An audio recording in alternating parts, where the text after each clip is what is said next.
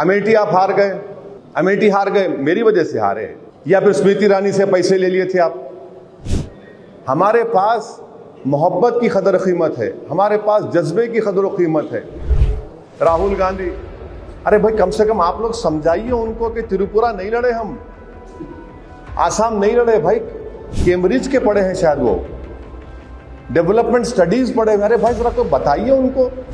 हाँ, अगर वो अब जब इतना नाम लिए हैं तो मैं त्रिपुरा के हमारे एक दोस्त है जो रॉयल फैमिली के हैं, प्रद्युत, मैं उनसे कांटेक्ट किया, मतलब भाई साहब कभी जरूरत पड़ी तो बुला लीजिए, ज्यादा पुकार रहे हैं यहाँ पर ये, तो शायद हो सकता है त्रिपुरा जाऊंगा मैं, आज आसाम भी जाऊंगा। बदरुद्दीन भाई अगर बोले आसाम को आ जाओ असद भाई तो हाजिर हूं मैं। इनको समझाइए, बोले जाते हैं। अच्छा ये बताइए पैसे लिए, अरे भाई साहब पैसों की कदर कीमत तुम्हारे पास होगी, हमारे पास मोहब्बत की कदर कीमत है, हमारे पास जज्बे की कदर कीमत है, हमारे पास खिदमत की कदर कीमत है।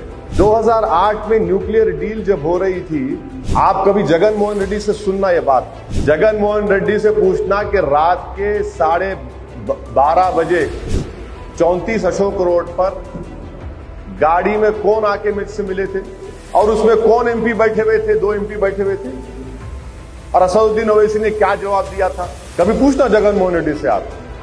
नहीं, वो हंस के मुस्कुरा के हाँ बोल के आपको बहुत अच्छा मुस्कुराते हमारे दोस्त। अरे भाई 2008 में तुम्हारा साथ दिए न्यूक्लियर डील में, जब खड़े होकर हम तकरीर किए, तुम्हारे को वोट दिए, जब तुम कितने पैसे दिए थे राहुल गांधी बताओ।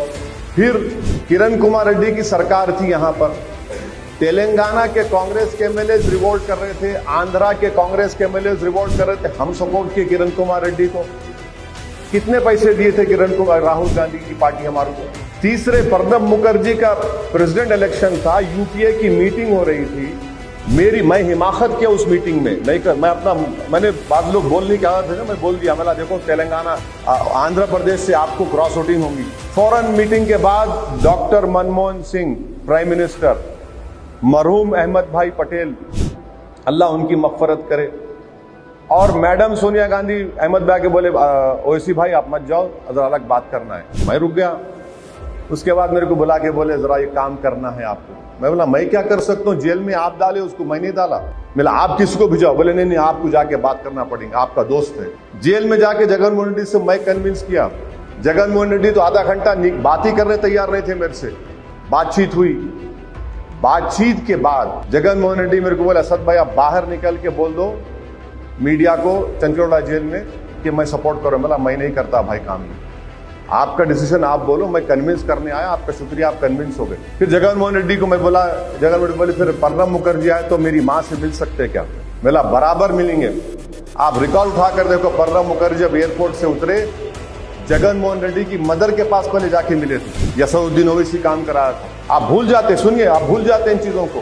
अमेठी आप हार गए, अमेठी हार गए, मेरी वजह से हारे, या फिर स्मृति ईरानी से पैसे ले लिए थे आप, बोलो। अरे बोल सकते ना, मैं भी बोल सकता हूँ, आप स्मृति ईरानी ने पैसे दिए थे कि आपको जो हार गए आप, और क्या आपने 2014-19 में तो आप पार्टी प्रेसिडेंट थे, पार्टी प्रेसिडेंट आप थे, आपने कितने पैसे लिए मोदी से बताओ। मैं तो सिर्फ 3 लोकसभा की सीट लड़ा राहुल गांधी, तुम तो 400 कितने लड़े, 500 लड़े, और वो लड़के तुम 40-45 पे आए, तो तुम मोदी से कितने पैसे लिए बताओ मेरे को। तुम्हारी तरबियत होंगी पैसों की, मेरी तरबियत कुर्बानियों पर हुई है, मेरी तरबियत मोहब्बत पे हुई है।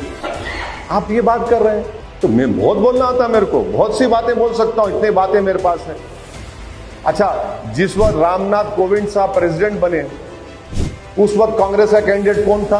क्या मैडम सोनिया गांधी फोन करके मेरे को नहीं बोली you must support? I said yes I will support. Mahatma Gandhi के पोतरे वाइस प्रेसिडेंट के कैंडिडेट थे प्रोफेसर साहब, उन्होंने फोन करे मेरे को, I am with Sonia Gandhi, Mr. Owaisi, I want to come and meet you.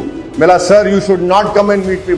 बोले क्यों, you're not going to support me? बोला नो सर, आप महात्मा गांधी के पोते हैं, आपका फोन करना मेरे लिए काफी, हम वोट देंगे आपको। आज आप ये बात करते हैं, ये एरोगेंस से राहुल गांधी ये समझते हैं कि बस मैं नेहरू परिवार का डिसेंडेंट हूं और मैं जो चाहे बोलूंगा जनता मेरी बात सुनेगी। अरे राहुल गांधी, देश बदल गया, अब वो फ्यूडलिज्म खत्म हो गया। जो जमीन पर मेहनत करेगा, बात करेगा, उसी को लोग अप्रिशिएट करेंगे। मगर वो अभी है वो पुराना एंटाइटलमेंट की पॉलिटिक्स करते राहुल गांधी, एंटाइटलमेंट की पॉलिटिक्स करते। तो देखो नतीजा यही है।